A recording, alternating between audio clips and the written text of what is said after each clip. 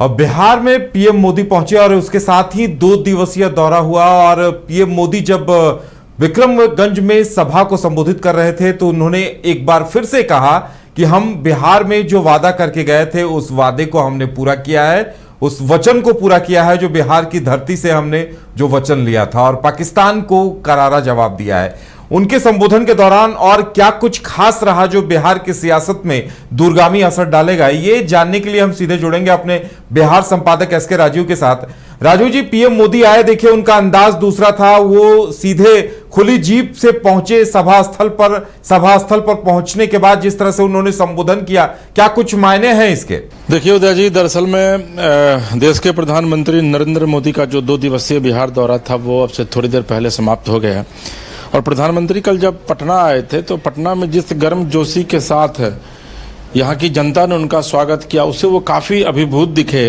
और देखिए अभी मैं वही देख रहा था कि उन्होंने विधिवत अपने ट्विटर हैंडल पर जाकर के इसको ट्वीट भी किया और फिर हम लोग बढ़ेंगे। उन्होंने लिखा है कि पटना के रोड शो में मुझे आशीर्वाद देने आए परिवारजनों के अपार स्नेह और अपनत्व से मैं अभिभूत हूँ। इस दौरान लोगों ने विशेषकर हमारी नारी शक्ति और युवा शक्ति में देशभक्ति की जो भावना दिखी वो हृदय को छू गई। गौरवशाली विरासत और विकास को समर्पित राज्य की जनता जनार्दन का ये उत्साह हर किसी को प्रेरित करने वाला है। तब अंदाजा लगाइए कि बिहार दौरे से प्रधानमंत्री कितने उत्साहित नजर आ रहे थे कि उन्होंने अपने सोशल मीडिया पर इस पोस्ट को लिखा है और उसके बाद तमाम जो अखबार है उसकी हेडलाइंस बनी है, उसकी सुर्खियां बनी है। अब देखिए जो आपका सवाल है, आज वो विक्रमगंज पहुंचे लगभग 10:30 बजे के करीब जी, और आशा के अनुरूप भारी भीड़ थी उदय वहां पर। जो 5 लाख लोगों के जुटने की वहां पर संभावना जताई गई थी, मुझे लग रहा है कि कमोबेश उसके आसपास जो है वह भीड़ निश्चित तौर पर रही होगी। क्योंकि प्रधानमंत्री जब वहां गए तो भीड़ को देखने के बाद जो वहां पहले से ही जो उनके वर्कर्स थे, जो आयोजक जो लोग थे, उन लोगों ने एक खुली गाड़ी वहां व्यवस्था करवाई थी, जो कि भारी भीड़ थी। और उस खुली गाड़ी से प्रधानमंत्री उस पर सवार हुए। बिहार के मुख्यमंत्री नीतीश कुमार भी थे, सम्राट चौधरी भी थी, और ये लोग खुली गाड़ी पर खड़े होकर पुष्प की बारिश की जा रही है मोदी जी के ऊपर। और मोदी जी ने सबका हाथ हिलाकर, हाथ जोड़कर उनके अभिवादन को स्वीकार किया और खुद भी अभिवादन किया। और जाहिर है कि जब नेताओं के लिए भीड़ ही भोजन होता है तो जाहिर है कि जब वो भीड़ देखे प्रधानमंत्री तो वो काफ़ी उत्साहित नजर आए उसको देख करके। और उसके बाद प्रधानमंत्री ने 48,000 करोड़ की योजनाओं का वहां शिलान्यास किया। और जब मंच पर उन्होंने बोलना शुरू किया तो उन्होंने सबसे जो पहली बातें कही वह यह कही कि ये वही बिहार की धरती है जहां से पिछले महीने मैंने कमिट करके यहां से मैं गया था कि मैं आतंकवाद को जड़ से खत्म करूंगा और आतंकवाद का समूल नाश करूंगा। और अपने वादे को निभाने के बाद फिर 1 महीने के भीतर मैं इसी बिहार की धरती पर आया हूं यह बताने के लिए कि आपका बेटा मोदी जो वादा करता है उस वादे पर खरे उतरता है, आपका भाई मोदी जो वादा करता है उस वादे पर खरे उतरता है। और मोदी ने यह भी कहा कि ऑपरेशन सिंदूर अभी खत्म नहीं हुआ है। जब जब देश आतंकवाद की चपेट में आएगा, जब जब देश पर आतंकवादी हमला करेंगे, तब तब ऑपरेशन सिंदूर के माध्यम से उनको जवाब दिया जाएगा। मोदी ने मोहम्मद इम्तियाज जो कि इंस्पेक्टर थे बीएसएफ के, शहीद हुए थे बॉर्डर पर, उन्होंने सार्वजनिक मंच से विनम्र श्रद्धांजलि दी और यह कहा कि यह देश अपने बीएसएफ पर, अपने सिक्योरिटी फोर्सेज पर गौरवान्वित महसूस कर रहा है, गर्व महसूस कर रहा है। और साथ ही उन्होंने यह भी कहा कि उनकी लड़ाई सिर्फ बॉर्डर पार आतंकवादियों से नहीं है, बल्कि देश के भीतर भी जो ऐसे लोग बैठे हुए हैं जो खाते देश की हैं और गाते दूसरे जगह की हैं, उन लोगों से भी वो निपट रहे हैं। तो उन्होंने एक तीर से कई निशाना साधने की कोशिश की। एक तरफ उन्होंने पाकिस्तान सहित उन तमाम देशों को एक मैसेज देने की कोशिश की जो भारत के खिलाफ आतंकवाद को बढ़ावा दे रहा है, और देश के भीतर भी उन्होंने ऐसे लोगों को मैसेज देने की कोशिश की जो देश में रहकर, भारत के भीतर रह करके, भारत का खा करके भारत के साथ गद्दारी करते हैं। और देखिए उन्होंने राजीव जी विक्रमगंज को ही क्यों चुना, ये भी एक खास संदेश है, खास मायने है। उन्होंने सासाराम को लेकर एक बात भी कही थी कि सासाराम के नाम में ही राम है। नहीं देखिए उदय जी, चूंकि राम के प्रति तो मोदी जी की निष्ठा क्या है ये पूरी दुनिया जानती है जी। और चूंकि तुलसीदास जो है वो लिखते हैं रामायण में भी कि कलयुग केवल नाम आधारा, सुमिरी सुमिरी नर उतरहि पारा। और यही वजह है उदय जी कि राम जी को जो भी जिन किसी भी लोगों ने माना है वो सत्ता के सर्वोच्च पर रहे हैं, वो खुशहाल रहे हैं। तो राम तो मोदी के रोम रोम में बसे हुए हैं, इसलिए वो जहां भी जाते हैं तो राम की व्याख्या करते हैं। और आज भी उन्होंने कहा कि भाई ये सासाराम है, यानी कि राम का अन्योन्याश्रय संबंध सासाराम से रहा है। देखिए दरअसल में विक्रमगंज को इसलिए उन्होंने चुना क्योंकि जो आप देखे होंगे कि लोकसभा चुनाव में जो रोहतास का जो इलाका है जी, उस इलाके में एनडीए की जीत ना के बराबर लगभग हुई है। आप देख लीजिए वहाँ रोहतास में कांग्रेस वहाँ पर जीती, विक्रमगंज में माले जीता, इसके अलावे करागर में माले जीता, आरा में जो है वो माले की जीत हुई, औरंगाबाद में आप देख लीजिए वहाँ पर बीजेपी हार गई, वहाँ पर आरजेडी की जीत हुई। तो ये जो क्षेत्र है रोहतास का ना, इसमें लोकसभा की सभी सीटें जो है वो बीजेपी हार गई थी। तो कहीं ना कहीं से मोदी को यह लगा और एनडीए को यह लगा, सिर्फ मोदी को नहीं बल्कि एनडीए को, कि भाई किस तरीके से रोहतास को साधने की कोशिश की जाए। और यही वजह है कि रोहतास के मिडल में विक्रमगंज पड़ता है। विक्रमगंज में उन्होंने विक्रमगंज को एनडीए ने चुना रैली करने के लिए। और जैसे मैंने आपको बताया कि भारी भीड़, और देखिए कल जब बैठक हुई थी बीजेपी कार्यालय में उदय जी, तो प्रधानमंत्री ने जो मंत्र दिया अपने नेताओं को, उन्होंने यह कहा कि जिस जिस लोकसभा में, जिस जिस विधानसभा में, यानी कि जिस जिस लोकसभा सीट के विधानसभा में आप पीछे हुए हैं, जहां पर कि एनडीए पीछे हुआ है, उसको साधने की कोशिश कीजिए। वहां पर जाइए, वहां पर जाकर के वोटरों को कन्विंस कीजिए कि आखिर बिहार में एनडीए की आवश्यकता क्यों है। और इतना ही नहीं, उन्होंने, आप देखेंगे कि उन्होंने नीतीश कुमार के कार्य की भी जमकर तारीफ की और यह कहा कि 2005 से बिहार विकास की पटरी पर जो है वो दौड़ना शुरू किया और 2014 से बिहार जो है वो रफ्तार पकड़ लिया। तो कहीं ना कहीं से मोदी का ये कल की मीटिंग के बाद से ही ये टारगेट था, या फिर दिल्ली से ही ये टारगेट वो फिक्स करके आए थे कि चाहे वो बीजेपी की मीटिंग हो या फिर जनता के साथ मीटिंग हो, उसमें ये बातें रखनी है कि भाई जहां जहां कमजोर हुई थी एनडीए, उस विधानसभा क्षेत्र में जाकर के सरकार की योजनाओं की जानकारी देनी है, सरकार के विषय में बताना है, ऑपरेशन सिंदूर के विषय में बताना है, बिहार किस तरीके से विकास के मामले में लगातार अब आगे बढ़ रहा है ये बताना है। दूसरी बात है कि 30,000 करोड़ की लागत से नवीनगर जो थर्मल पावर जो प्रोजेक्ट का काम चल रहा है वो विक्रमगंज से थोड़ी दूरी पर है। तो यह भी एक बताने की कोशिश की गई कि देखिए भाई 4,850 मेगावाट बिजली जो है वो नवीनगर से जो है उसका प्रोडक्शन किया जाएगा। तो कहीं ना कहीं से विकास की योजनाओं की कई सौगातें भी उस इलाके को दी गई और यही वजह थी कि इन तमाम मुद्दों को देखते हुए प्रधानमंत्री या फिर एनडीए ने जो है वो विक्रमगंज में चुनावी रैली करने बिल्कुल देखिए उन्होंने विपक्ष पर भी जंगल राज को लेकर तंज कसा और कहा कि लोग बस में सफर करने में भी डरते थे। तो कहीं न कहीं उन्होंने विपक्ष को भी नहीं छोड़ा है। उदय जी, विपक्ष को लेकर के आप देखे होंगे कि नीतीश कुमार ने जब बोलना शुरू किया तो नीतीश कुमार के टारगेट पर सीधे तौर पर लालू प्रसाद यादव थे।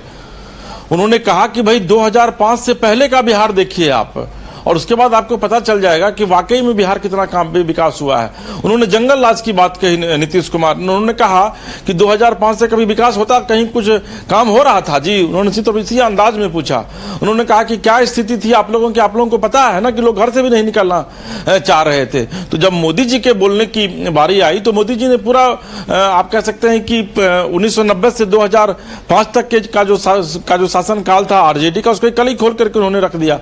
उन्होंने कहा कि भाई जो आपका जमीन लेकर के, जमीन लिखवा करके आपको रेल में नौकरी दे रहा हो, आप अंदाजा लगाइए, जो आपके पशु का चारा खा जा रहा हो, आपके पिछली सरकार के समय में जो है वो सड़क में गड्ढा था कि गड्ढे में सड़क थी, ये भी नहीं, इसका अंदाजा आप खुद लगा सकते हैं। तो उन्होंने एक अपीलिंग, मतलब आप कह सकते हैं अंदाज में उन्होंने जनता से अपील की कि भाई आप उस टेन्योर को भी याद कीजिए और आज के समय को भी याद कीजिए कि आज अपने घर से निकलते हैं तो फर्राटे मारती आपकी गाड़ियां जो है वो कहीं से कहीं मिनटों में पहुंच जाती है, घंटों में पहुंच जाती है, जिसको पहुंचने में 24-24 घंटे का वक्त लगता था। उन्होंने रेलवे की उपलब्धियां गिनाई कि भाई देखिए रेलवे में कितना काम हुआ है, दोहरी तेहरी जो है वो करण किया जा रहा है रेलवे के ट्रैक का।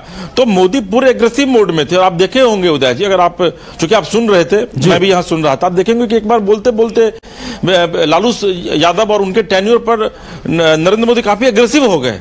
उनके चेहरे पर एकदम एग्रेशन का भाव आ गया था कि भाई बिहार, जो बिहार पूरी दुनिया को संदेश देता है, ये बिहार बौद्धिकता की धरती कही जाती है। गौतम बुद्ध को भी यहाँ आकर के ज्ञान प्राप्त होता है, वाल्मीकि भी आकर के इसी बिहार में रामायण की रचना करते हैं। और वो बिहार का एक टेन्योर था जिस समय में कि बिहार आगे नहीं बढ़ पा रहा था, तो वो काफी एग्रेसिव हो गए थे। और यही वजह कि उन्होंने जनता से अपील की कि इस बार भी आप ऐसी सरकार को लाइए, इस बार भी आप ऐसे शासन को चुनिए जो वाकई में आपके हितों का ख्याल रखता हो।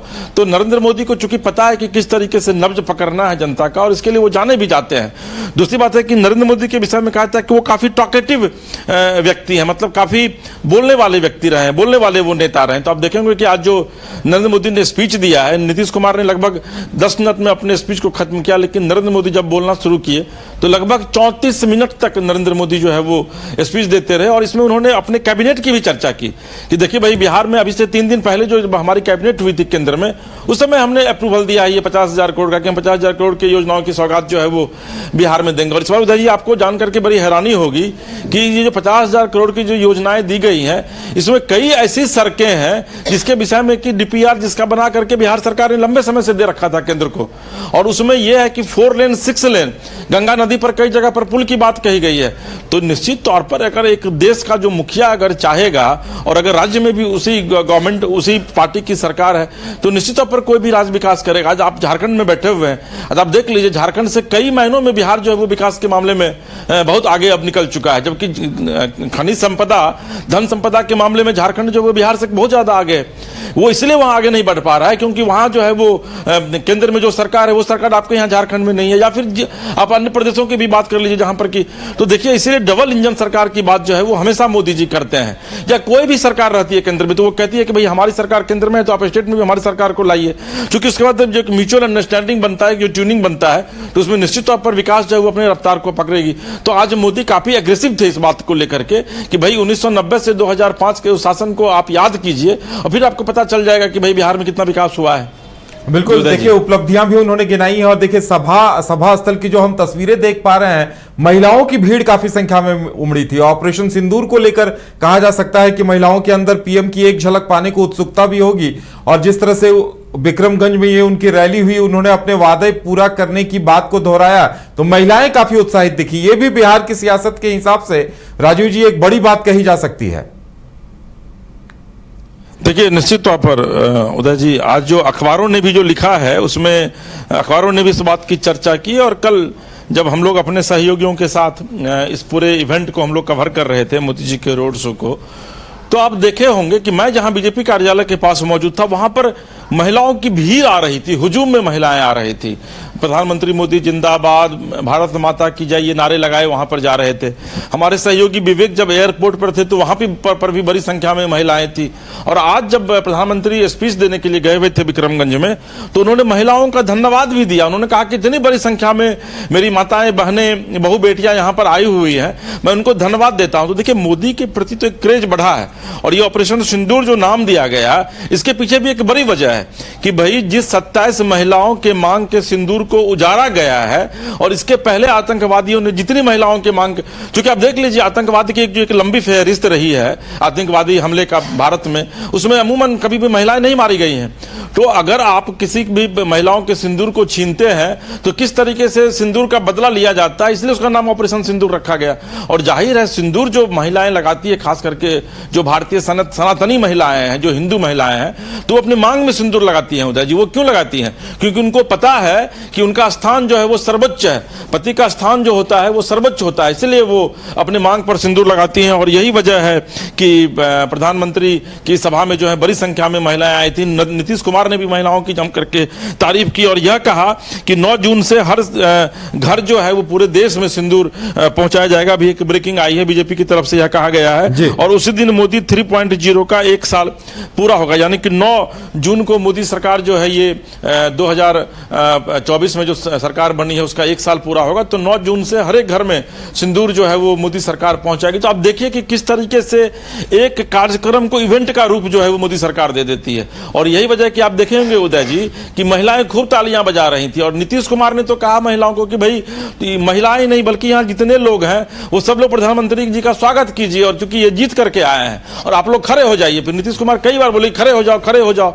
खड़े होकर के ताली बजाओ। आप देखे होंगे कि पूरी भीड़ खड़ी हो गई थी, और जब प्रधानमंत्री स्पीच देने के लिए आए थे तो पूरी तालियों की गड़गड़ाहट से जो है वो पूरा पूरी जनसभा जो है वो गूंज उठी थी। और जब अंतिम में प्रधानमंत्री ने जब अपने भाषण को समाप्त कर रहे थे तो उन्होंने 4 बार भारत माता की जय के नारे लगाए। पहली बार जब उन्होंने कहा भारत माता की जय तो आवाज थोड़ी कम थी, तो उन्होंने कहा कि आवाज इतनी जोर से लगनी चाहिए कि जो देश पार हमारे शत्रु बैठे हुए हैं उन तक ये आवाज पहुंचे कि भारत का एक एक बच्चा, भारत का एक एक नागरिक, भारत का एक एक व्यक्ति, 140 करोड़ की आबादी की जो आबादी है भारतीय की, वो सभी देशभक्त हैं। और उसके बाद आप देखे होंगे कि 3 बार प्रधानमंत्री ने जय हिंद भारत माता की जय कहा और कितनी जोर की आवाज जो है वो वहां पर जयकारा जो है वो वहां पर गूंज रहा था। जी उदय जी। चलिए राजीव जी, हमारे साथ जुड़ने के लिए और तमाम जानकारी देने के लिए बहुत बहुत धन्यवाद। तो बिहार की सियासत में इसका क्या असर पड़ता है और बीजेपी की जो रणनीति है अब आगे को लेकर उसका असर कितना दिखता है, ये आने वाला वक्त तय करेगा।